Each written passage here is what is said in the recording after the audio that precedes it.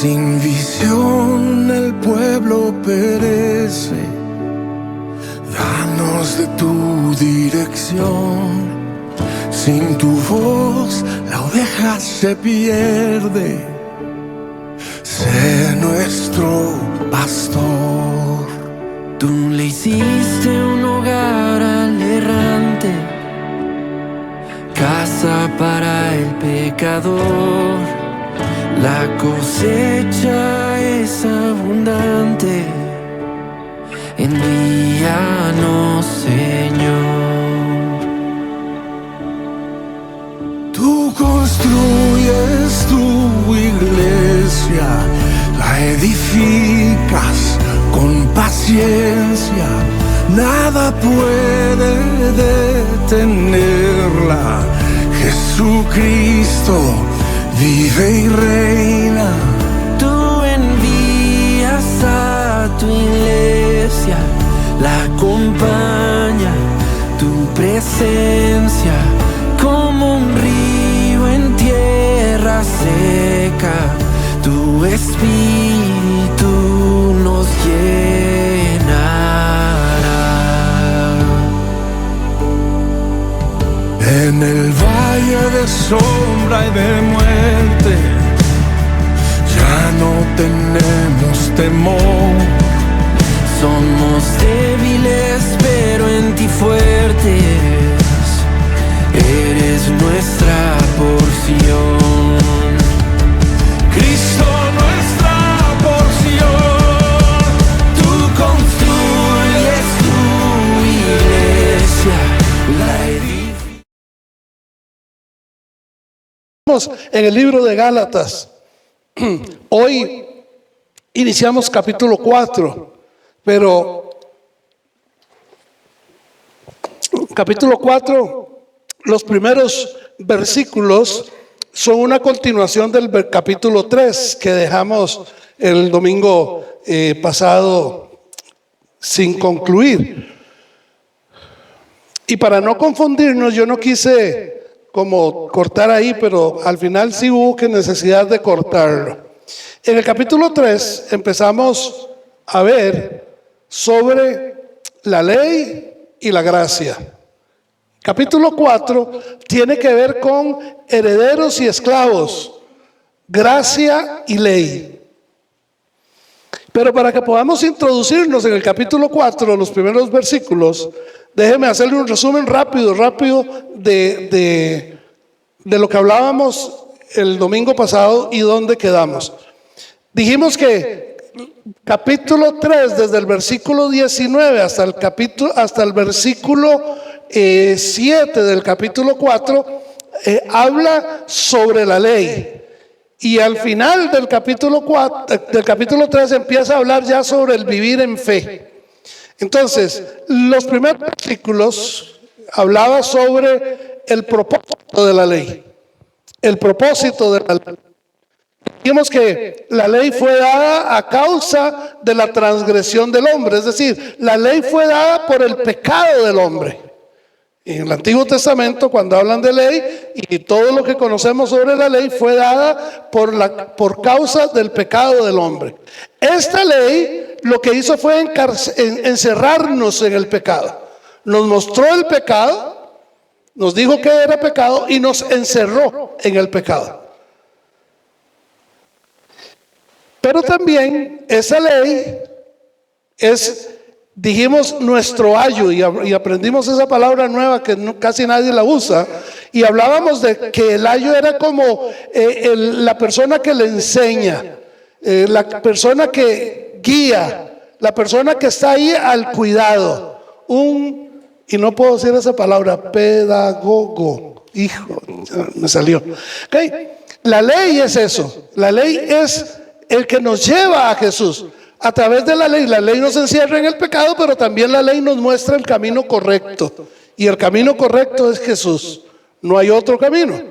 Y dijimos también en los versículos 26 al 27 que por fe encontramos nuestra identidad en Jesús. No por obras, sino por fe. Encontramos quién soy en Cristo. ¿Quién soy en Jesús? Entonces, a partir del versículo 28 y 29 es la transición. Encontramos y dijimos que el 28 al 29, ahí nos habla como hijos de Dios. Dice que como hijos de Dios todos somos iguales. Y Pablo destruye esa barrera o bota esa barrera, esa diferencia que había entre gentiles y judíos, que no se podían ver entre sí, no se amaban. Pablo dice que todos somos iguales. En el reino de Dios todos somos iguales, y habla de que no hay griego, no hay judío, no hay libre, no hay esclavo. ¿Sí? El versículo 29 dice: y vosotros sois de Cristo, ciertamente linaje de Abraham sois. El ser hijo de Dios es por fe en Jesús, porque la ley anunciaba al que venía, al Mesías, al que iba a morir, al único que podía rescatarnos y librarnos y redimirnos. Como hijos de Abraham podríamos decir que heredamos una fe, porque Abraham es el padre de la fe.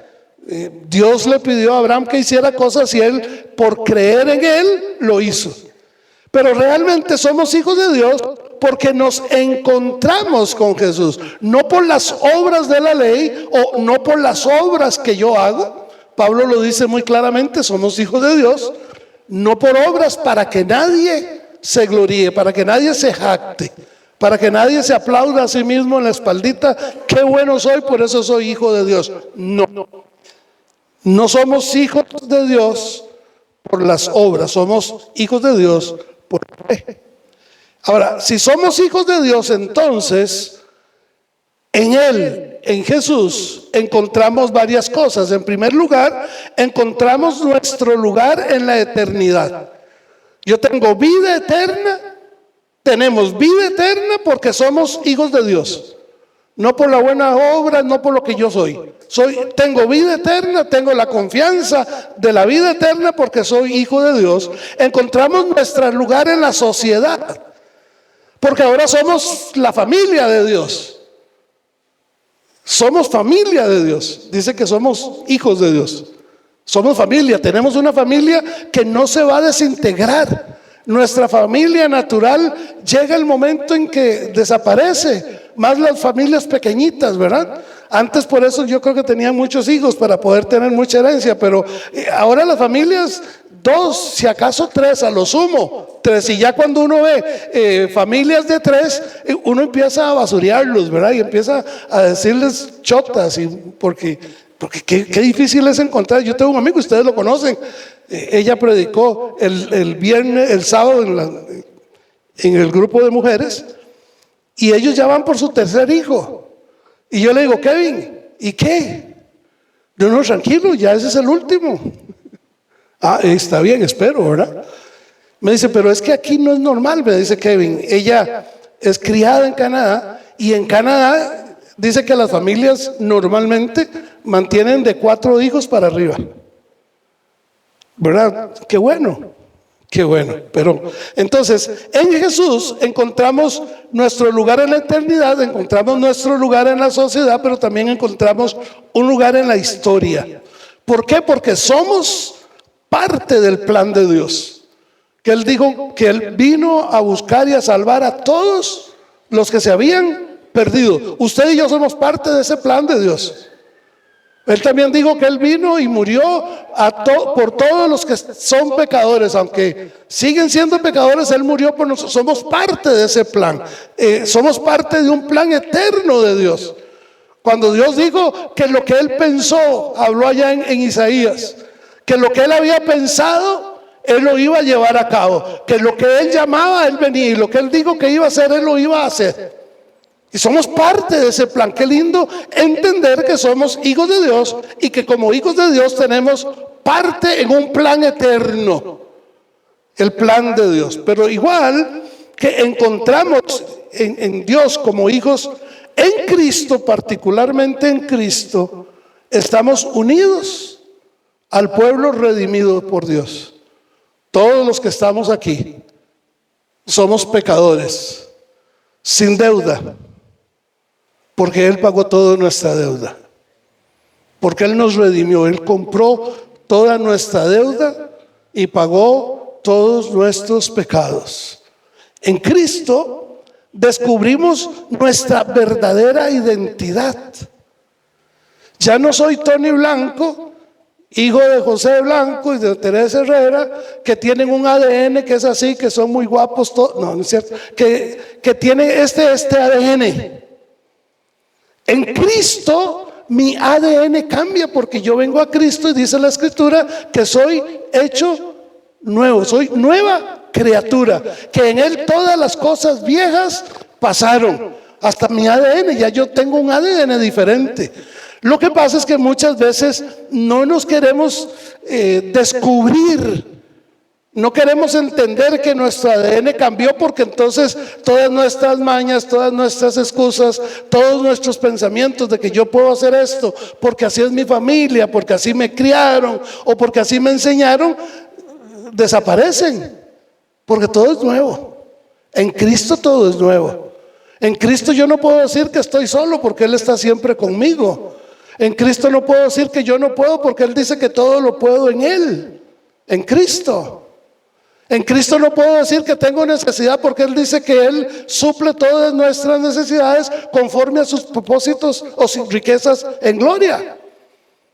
En Cristo igual, esto me encanta, en Cristo regresamos a casa. Este no es nuestro hogar, este no es nuestra casa, este no es el lugar final donde vamos a pasar la eternidad con Cristo. A mí no me importaría pasar la eternidad aquí en el Guarco, o allá metido por la Estrella, o por Cañón del Guarco, o en alguno de esos lugares tan lindos que hay. A mí no me importaría, pero la verdad, lo único que me interesa es que yo voy a regresar a donde está Él. Y donde Él está, yo voy a estar. Y donde Él quiere que yo esté, yo voy a estar. Porque en Cristo regresamos realmente a nuestro hogar. Él lo dijo: es necesario que yo me vaya para que prepare el lugar, porque yo quiero que donde yo esté, ustedes también estén. Lo dijo Jesús en el Juan capítulo 14. Entonces, para Pablo, este final del capítulo 3, lo interesante para Pablo es que dice que realmente la diferencia que tenemos cuenta. La diferencia cuenta. ¿Cuál es esa diferencia? Estar en Cristo.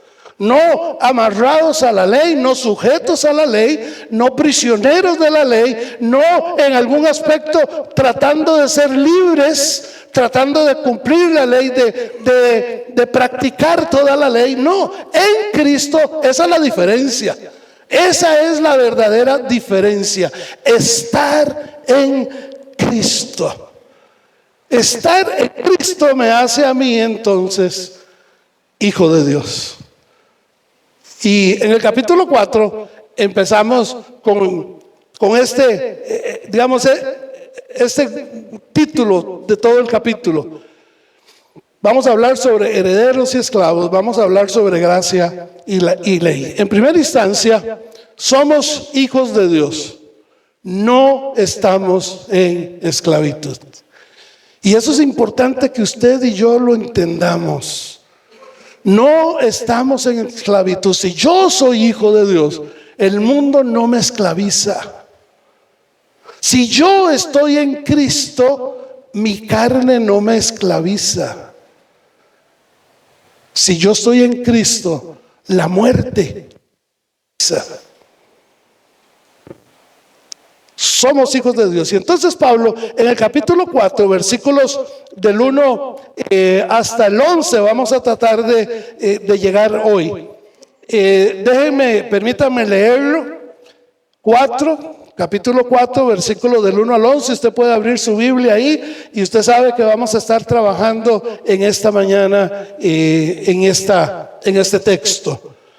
Pero también digo, entre tanto que el heredero es niño, en nada difiere del esclavo, aunque es señor de todo, sino que está bajo tutores y administradores hasta el tiempo señalado por el Padre.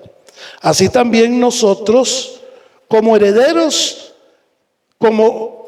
así también nosotros, cuando éramos niños, estábamos en esclavitud bajo los rudimentos del mundo. Pero cuando vino el cumplimiento del tiempo, Dios envió a su Hijo, nacido de mujer y nacido bajo la ley, para redimir a los que están bajo la ley, a fin de que recibiéramos la adopción de hijos. Y por cuanto sois hijos, Dios envió a vuestros corazones el Espíritu de su Hijo, el cual clama, Abba, Padre. Así que ya no eres esclavo, sino hijo. Y si hijo, también heredero de Dios por medio de Cristo. Ciertamente, en otro tiempo, cuando no conocíais a Dios, servíais a los que por naturaleza no son dioses. Pero ahora, ya que conocéis a Dios, o más bien, que sois conocidos por Dios, ¿cómo es que os volvéis de nuevo a los débiles y pobres rudimentos a los cuales os queréis volver a esclavizar?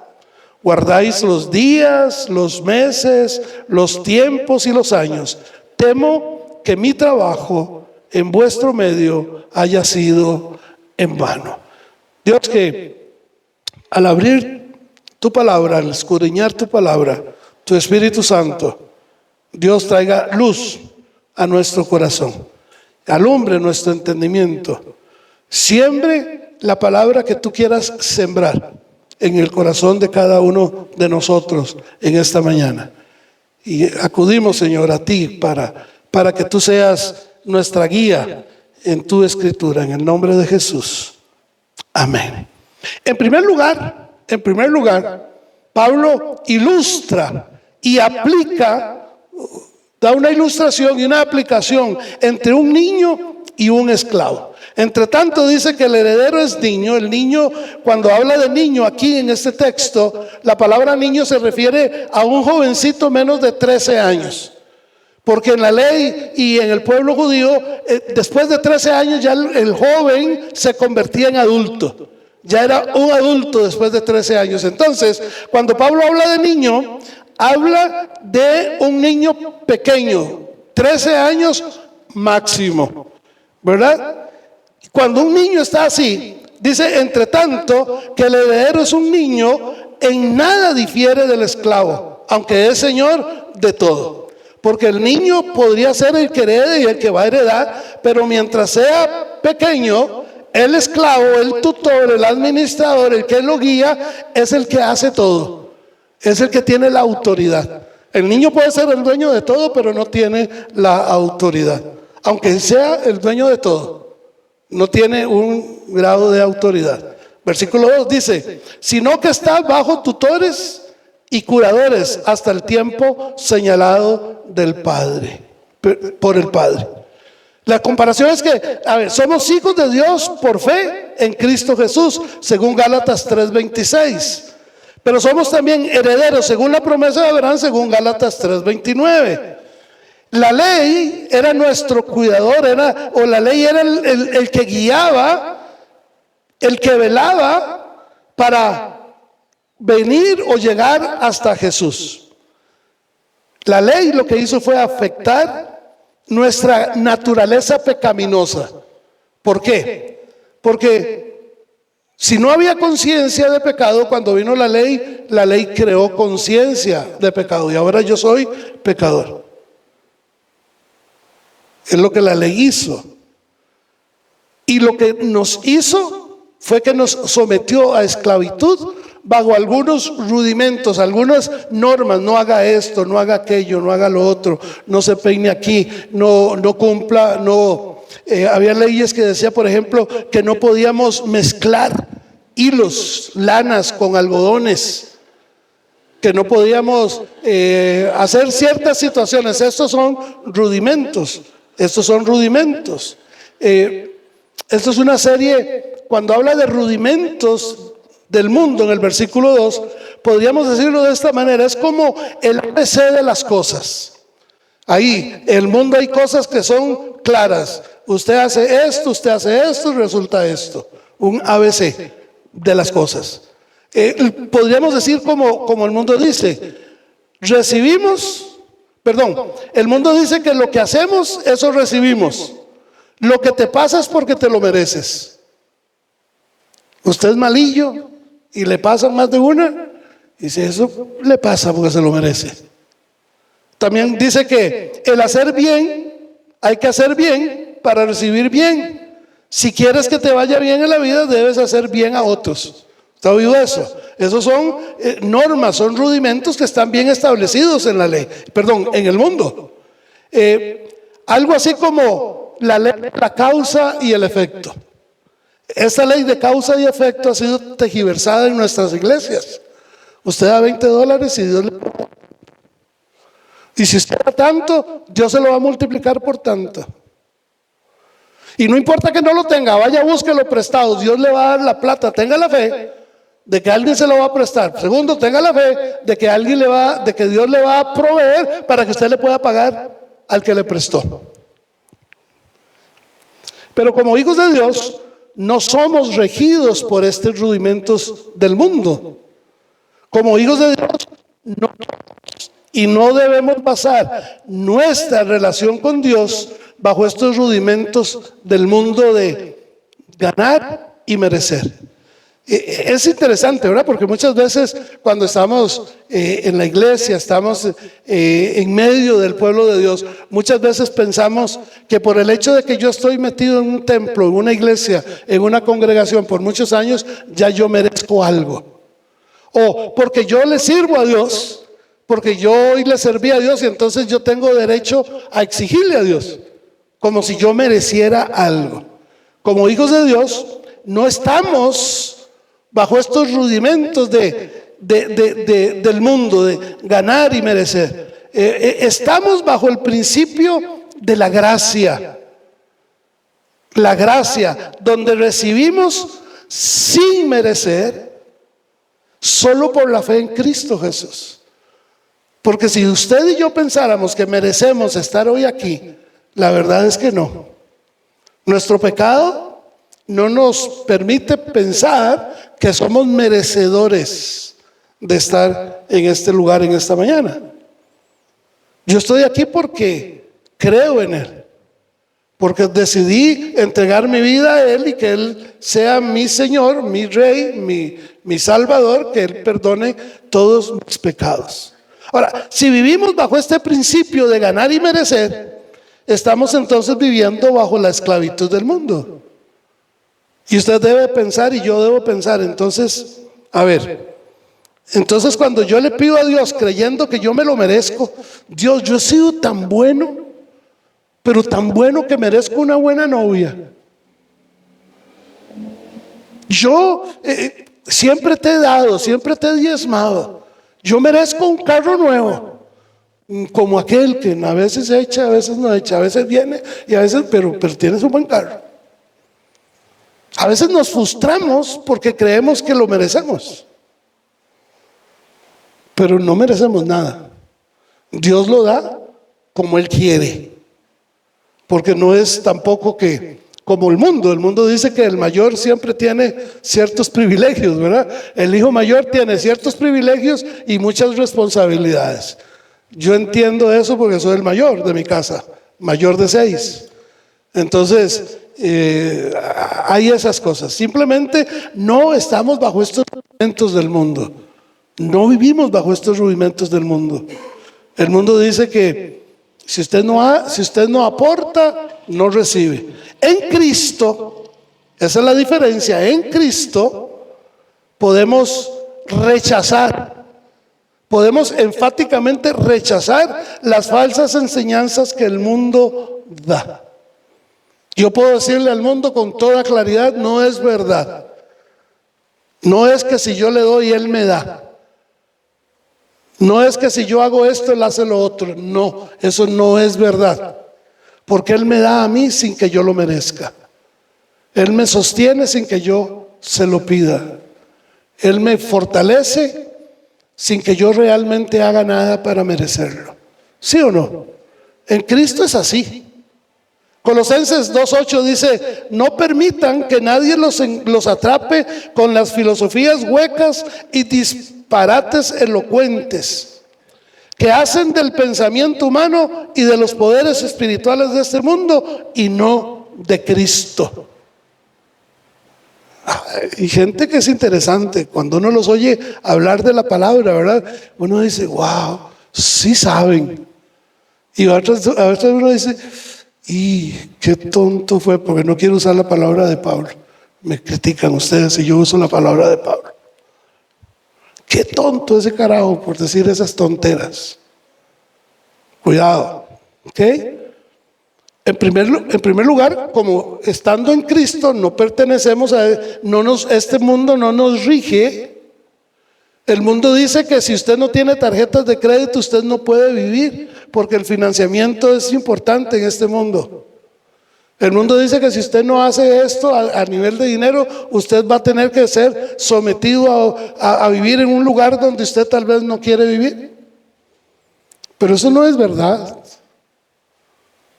Porque Dios dice que Él hace lo que Él quiere, referente al dinero, referente a la salud. Normalmente nos espantamos cuando el médico dice cáncer. Y yo le pregunto a la persona, ¿y qué dijo Dios? Dios también puede decir cáncer, pero dijo, descansa en mí. ¿No fue lo que le dijo a Pablo? Pablo le rogó muchas veces para que le quitara ese aguijón en su carne. Y algunos dicen que era la vista, otros dicen otra cosa. Pero Dios le dijo a Pablo, vea, tranquilo, si yo quiero se lo quito, pero descansa en mí. Bástate mi gracia. Bástate mi gracia, porque mi poder, dice, se perfecciona en tus debilidades. Y cuando uno es más débil, cuando uno es más débil que cuando está postrado en una cama, enfermo. Cuando uno es más débil, cuando las tarjetas de débito están en cero y las de crédito arriba. Es la peor economía. Cuando uno es más débil, cuando realmente no tiene nada, no sabe ni qué va a hacer al día siguiente. ¿Cuándo?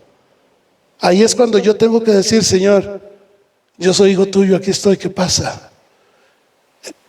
Debemos en Cristo rechazar las falsas enseñanzas. Y segundo, en Cristo estamos muertos a los rudimentos del mundo. Colosenses 2:20 dice, ustedes han muerto con Cristo y los ha rescatado de los poderes espirituales de este mundo. ¿De qué nos rescató? ¿De los poderes qué? Espirituales, no de la suegra, no de la esposa que engaña, no del esposo que hace un carácter insoportable, de los poderes espirituales. Pablo siempre ha dicho, nuestra lucha no es contra sangre y carne, es contra huestes espirituales de maldad. Nuestra lucha no es con mi esposa o con mi esposo, o con mi patrón o mi jefe. Nuestra lucha es una lucha espiritual. ¿Por qué? Porque estamos en Cristo. Ahora, usted no quiere esas luchas espirituales, tranquilo, sométase a los rudimentos del mundo y vamos a ver cómo le va. Porque solo hay estas dos opciones: o estoy en Cristo o estoy en el mundo. Pero no podemos amarrar cositas. No puede, uy, qué lindo esto del mundo, qué bonito, esto podría servir a esto que dice Pablo en este versículo. Pero no llega, pero no importa. Hagámoslo llegar hasta que diga lo que yo quiero que diga. Eso no funciona, hermanos. Eso no funciona. En Cristo podemos rechazar las enseñanzas, podemos saber que estamos muertos a los rudimentos de este mundo. Ve versículo 4 y 5. El 4 y el 5 dice, pero cuando vino el cumplimiento del tiempo, Dios envió a su Hijo nacido de mujer y nacido bajo la ley para redimir a los que estaban bajo la ley, a fin de que recibiésemos la adopción de hijos. Aquí vamos a ver la liberación de los herederos de su esclavitud. Pero cuando vino el cumplimiento del tiempo, la idea es que esa palabra, ese término cumplimiento del tiempo significa, o se puede traducir de esta manera, que sea el momento adecuado. No es cuando yo quise o cuando yo quiero, es en el momento de Dios. Vino el cumplimiento del tiempo. En ese momento era el cumplimiento de la ley. ¿Cuándo es el cumplimiento suyo de cosas? En el tiempo adecuado. ¿Cuándo es el cumplimiento de tiempo de que Dios lo sane? En el tiempo adecuado. No es en mi tiempo, ¿verdad? No es en mi tiempo, es en el tiempo de Él. Y yo tengo que descansar en el tiempo de Él, no en el mío. Porque yo estoy en Cristo, no en los rudimentos de la carne o del mundo. El mundo puede decir, se le acaba esto si le hago esto y esto. Y muchas veces tenemos que, en el caso de la enfermedad, no quiero sonar raro, pero en el caso de la enfermedad muchas veces lo que el mundo dice es lo que Dios usa para poder sanarnos. Una operación, por ejemplo, ¿verdad? Porque no quiero decir que no va a funcionar, ni estoy diciendo eso.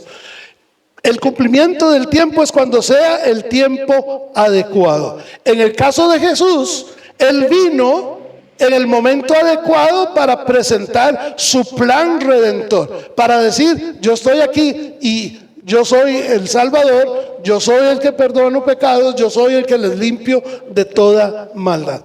¿Cómo lo hizo? A través de su Hijo, nacido de mujer, porque Él era Dios, estaba allá arriba, y vino y se hizo hombre, nació de mujer, no por la coronilla, para que María siguiera siendo virgen, nació de mujer. No es que le salió de la costilla o por el ombligo. Él nació como usted y yo. Usted podría, pastor, es que yo fui cesárea. Bueno, eso es otra cosa diferente, ¿verdad? Pero usted y yo llevamos un camino normal, digamos, establecido por el mundo en cuanto y cómo se nace. Él fue nacido de mujer. Dice que Jesús, el eterno Hijo de Dios, en el cielo añadió, estando arriba, añadió humanidad. Arriba Él no tenía nada de humanidad. Él era el Rey, era Dios. Dio humanidad a su deidad y se hizo hombre. Vino a esta tierra, no como el poderoso Hijo de Dios, sino que todo lo que Él tenía, todos sus poderes, toda su gloria, todo lo que Él tenía, Él lo dejó allá. Sus ángeles que le adoraban, el sirviente que le llevaba el cafecito caliente con leche o negro, sin azúcar. Y todo eso Él lo dejó allí para venir a este mundo como hombre, para poder morir como hombre, para que lo pudieran ver como nacido de mujer y nacido bajo la ley, porque todavía en ese momento la ley estaba en rigor y la ley decía que sin derramamiento de sangre no había perdón de pecados. Y que para que hubiese perdón de pecados, la sangre tenía que ser de un animalito puro, sin mancha, primogénito, el más perfecto, el más bonito, el más gordito, el que tenía más pelo, el mejor de todos. Ese era el que había que sacrificar. Entonces, versículo 5 dice, para que redimiese a los que estaban bajo la ley, porque Jesús es Dios, tiene el poder y los recursos para redimirnos. Si no fuera Dios, no hubiera podido hacerlo. Él tiene el poder y los recursos para hacerlo. Porque Jesús es hombre, tiene el derecho y la capacidad de redimirnos, porque la ley hablaba de que tenía que ser uno igual. Y tercero, porque Jesús vino a comprarnos del mercado de esclavos, de nuestra esclavitud al pecado. Estamos a comprarnos del mercado de esclavos. Estamos nosotros muertos en nuestros delitos y pecados. Y nos rescató de los rudimentos del mundo. Por eso estamos muertos al pecado. ¿Qué nos rescató? Porque la ley decía que no había justo ni aún uno, que todos habían pecado. Dios nos rescata, Jesús nos rescata. ¿Para qué? Versículo 5, a fin de que recibiésemos la adopción de hijos. ¿No era suficiente con comprarnos del mercado de esclavos? Porque la obra de Dios no terminó ahí. Muchos compraban a los esclavos y los dejaban libres, hagan lo que quieran. Pero Jesús nos compró, nos rescató y nos llevó al lugar donde somos hijos e hijas de Dios. No nos dejó abandonados. No vino, murió por nosotros, nos rescató y ahí ven a ver qué hace. Nos llevó a un paso más allá. El paso de ser hijos de Dios. Versículos 6 y 7 dice que aquí podemos nosotros celebrar nuestra condición de hijos. Por cuanto sois hijos, Dios envió a vuestros corazones el espíritu de su Hijo, el cual clama, Abba, Padre. Así que ya no eres esclavo, sino hijo, y si hijo, también heredero de Dios por medio de Cristo. Por cuanto son hijos, podemos clamar, Abba, Padre, porque tenemos en nuestro corazón su espíritu que habita en nosotros. Él nos ayuda o nos anima a que le podamos cantar como en esta mañana. A que le podamos decir, tú eres nuestro Dios. Tú eres al Dios que alabamos y bendecimos. Tú eres nuestro Dios. Es su espíritu el que nos anima a hacerlo. Porque si por nosotros fuera, algunos todavía están pensando en el 1-0 y qué va a pasar ahora a las 4 de la tarde. Están más regidos pensando en el 1-0. ¿Verdad?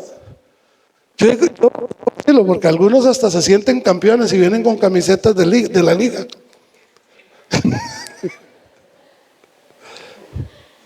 Esa es la fe de mi yerno. Veremos. Dice, por cuanto sois hijos, Él, su espíritu, ama.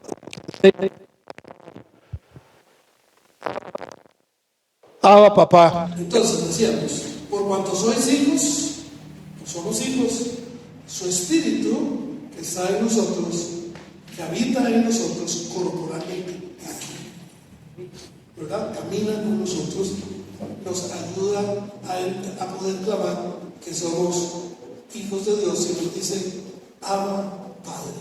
Romanos 8:16 dice, pues su espíritu se une a nuestro espíritu para confirmar que somos hijos de Dios.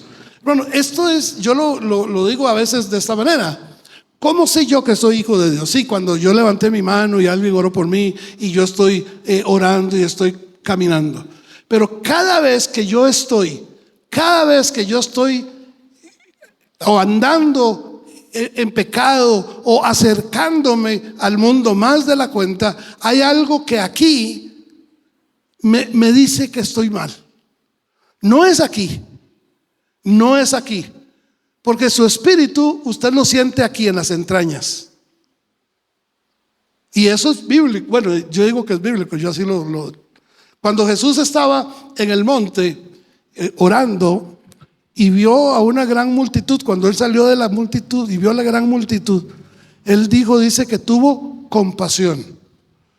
Y la palabra literal quiere decir entrañas. Se le retorcijieron y se le hicieron un nudo las entrañas aquí. Así es que cuando yo como hijo de Dios, que clamo Abba, Padre, que digo papá, papito a mi Padre Celestial, me encuentro cerca de algo que no es de Él, hay algo que me dice, ojo, no estás bien, no vas por el mejor camino.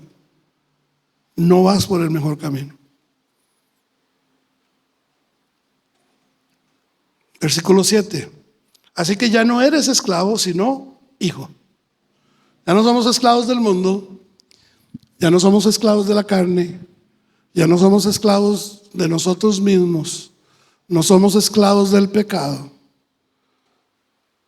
Porque un hijo nunca será esclavo, como un esclavo nunca será hijo.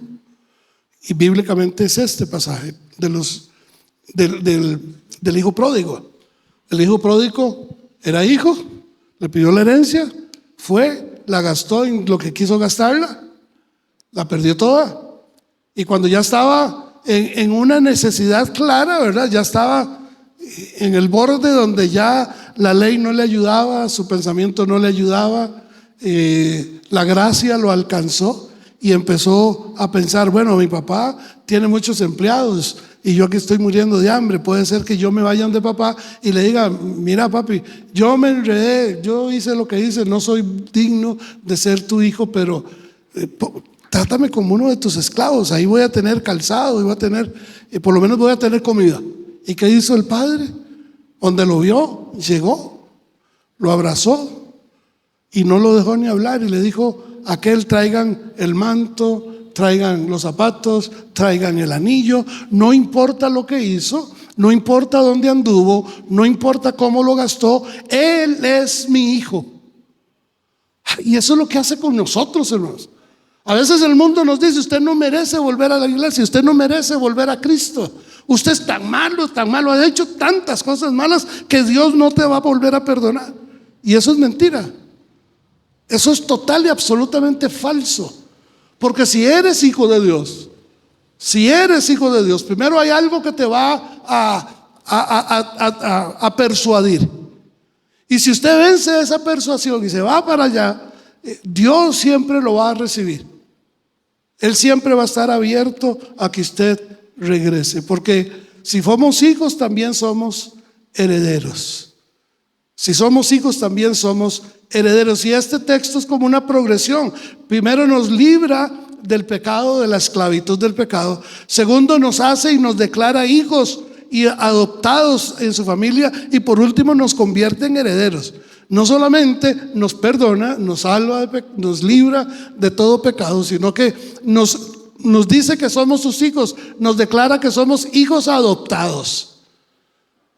Y como hijos adoptados también tenemos herencia. La herencia con Cristo, por medio de Cristo. Entonces la diferencia es estar en Cristo, ¿verdad? La diferencia clave es estar en Cristo. Y a partir del versículo 8 debemos decidir en cómo vivir. Si vivimos bajo los rudimentos de la ley, o vivir como hijos de Dios por fe.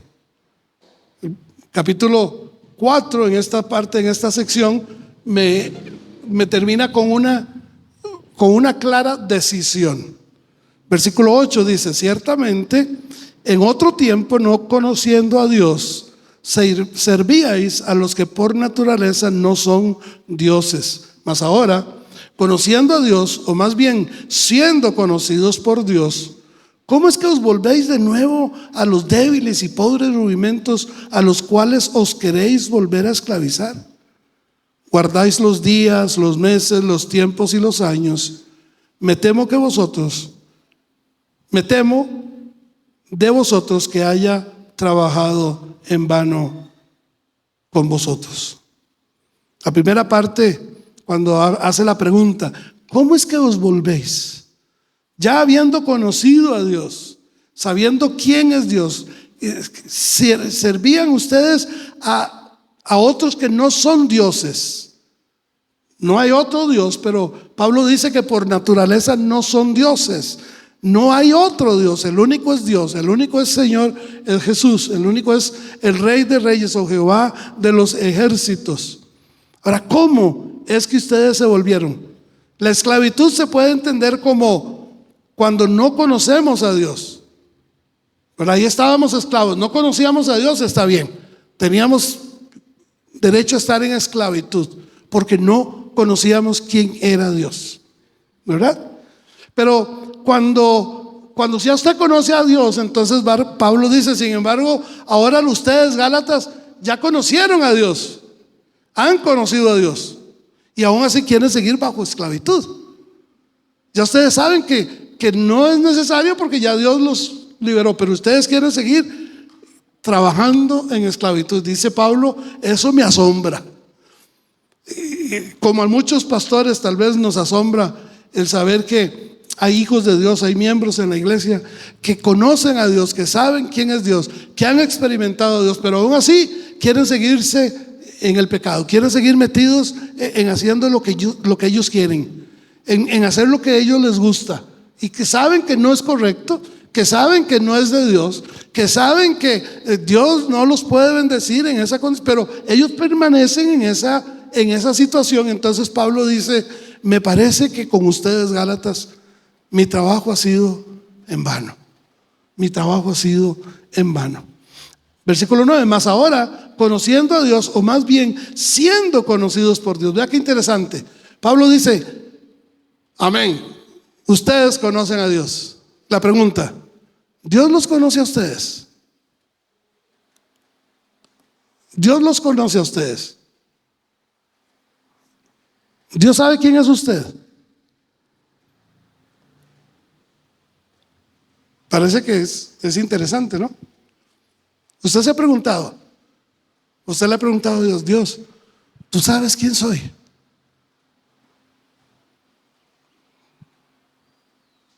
La importancia de ser conocidos por Dios es ser conocidos por Dios se da en los momentos de intimidad con Dios, en la comunión que yo tengo con Dios. Es la única manera que Dios nos conoce. Cuando yo oro, cuando yo estoy en circunstancias difíciles, clamo a Él antes que cualquier otra cosa. Cuando yo lo busco de todo corazón, en las buenas y en las malas. Cuando no importa lo que se viene encima, yo decido seguirlo a Él porque Él me dijo que lo hiciera. Cuando pareciera que todo el mundo está en contra, Dios me dice, camine, y yo camino. Aunque la gente murmure y diga, uy, chaval más tonto.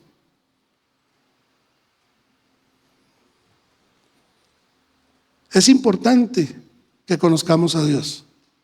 Es importante que conozcamos a Dios.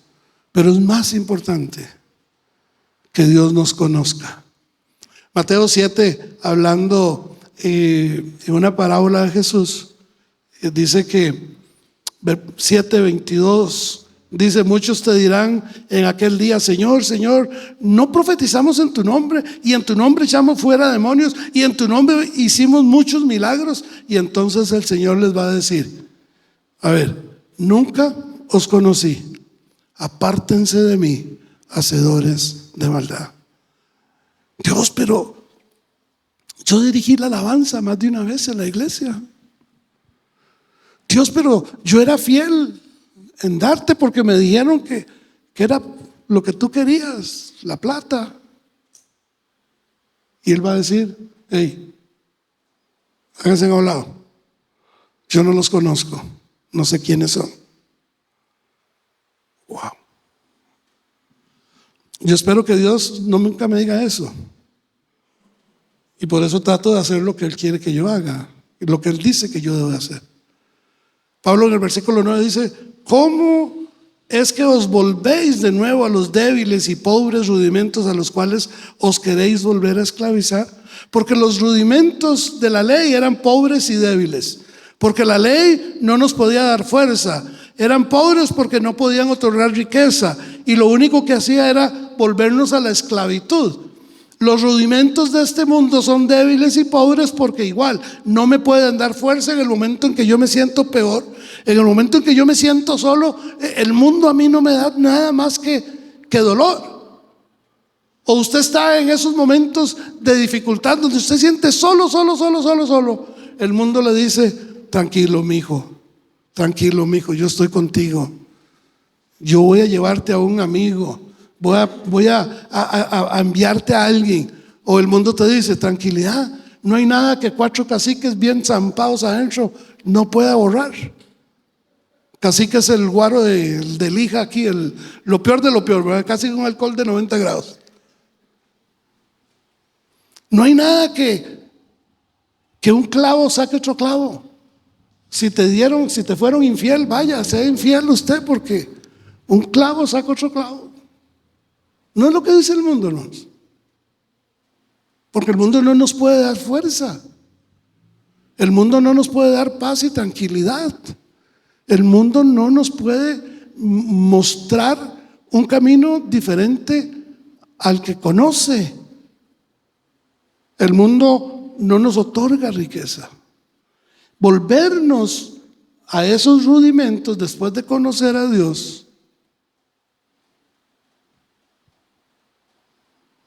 Cuando usted y yo decimos, no, yo me voy, mejor me vuelvo ahí un poquito al mundo, lo que usted le está diciendo a Dios, sabes que Dios, no eres suficiente. Tú no eres suficiente para mí. Yo merezco algo mejor. ¿Habrá algo mejor que Dios? No, ¿verdad? Por eso Pablo dice, me temo que haya trabajado en vano con vosotros. Me temo que haya trabajado en vano con vosotros.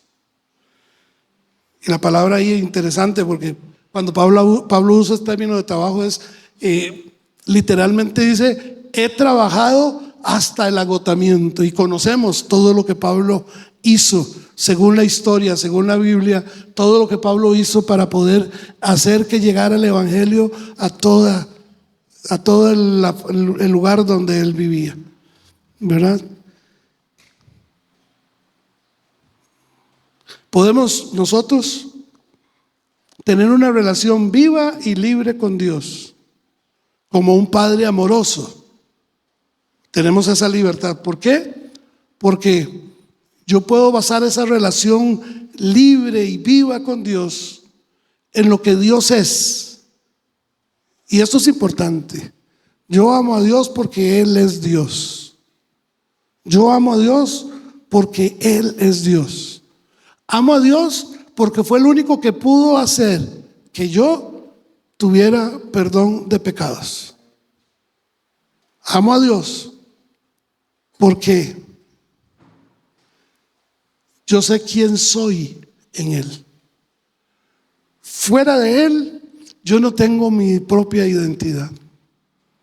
Mi identidad es Cristo. Porque como hijo de Dios, mi identidad es Él. Si yo no estoy en Él, no estoy en nada. La gente necesita verlo a Él y no a mí. La gente necesita oír de Él, no de mí.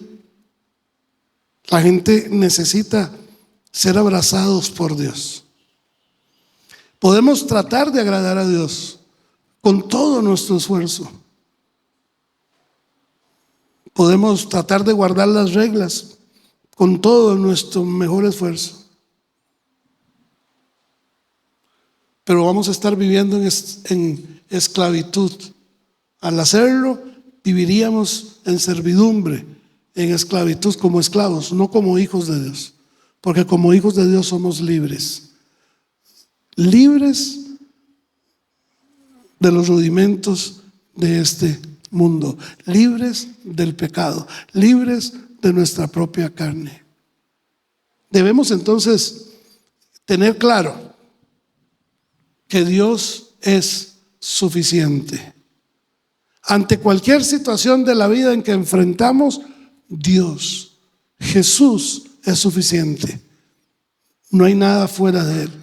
Debemos también tener muy claro que Dios tiene hijos, no esclavos. Él nos trata como hijos, no como esclavos, para obligarnos que hagamos cosas que no debemos hacer. ¿Verdad? Porque muchas veces en algunos lugares nos tratan como esclavos. Si usted es hijo de Dios, venda los zapatos y traiga los diezmos. O haga esto, o haga lo otro. Es que si usted no hace esto, Dios no lo va a bendecir. Somos libres, hermanos. Como hijos de Dios somos libres. También debemos de tener claro que llegar a ser hijos de Dios es tu decisión y de nadie más. Solo tú decides si quieres ser hijo o hija de Dios. Nadie puede decidir por usted. Usted tiene que tomar la decisión y abrir su corazón de par en par y dejar que Él entre en tu corazón. Y por último, debemos de tener claro que vivir como hijos de Dios es una forma de vida. Vivir como hijos de Dios o ser hijos de Dios es una forma de vida por la cual usted y yo optamos. Yo soy hijo de Dios, yo decidí ser hijo de Dios, entonces vivo como hijo de Dios. Entonces actúo como hijo de Dios, hablo como hijo de Dios, pienso como hijo de Dios, resuelvo como hijo de Dios, porque no soy esclavo de este mundo, ni soy esclavo del pecado, ni soy esclavo de la muerte, soy hijo de Dios. Tenemos todo lo necesario para lograrlo. Tenemos todo lo que necesitamos para lograrlo. No lo desperdiciemos, hermano. No lo desperdiciemos, porque somos hijos de Dios y no esclavos.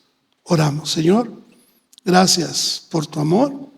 Gracias, Señor, por tu misericordia. Gracias porque nos dejaste la oportunidad de decidir si queremos ser hijos tuyos o no. Nuestra decisión es ser hijos tuyos, Señor. Nuestra decisión es vivir como tú quieres que vivamos. Tenemos la fuerza, la capacidad y el poder para hacerlo, porque tú estás en mí. Y por eso lo puedo hacer. Háblanos, Señor, en esta semana que empezamos, de cómo hacer que seamos hijos tuyos. En el nombre de Jesús. Amén.